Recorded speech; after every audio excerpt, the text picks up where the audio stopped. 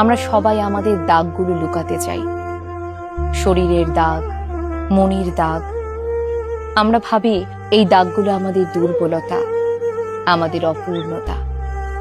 কিন্তু সত্যিটা হলো, প্রত্যেকটা দাগ একটা করে গল্প, একটা হেরে গিয়েও আবার উঠে দাঁড়ানোর গল্প, একটা ভেঙে যাওয়ার পরেও নিজেকে জোড়া লাগানোর গল্প।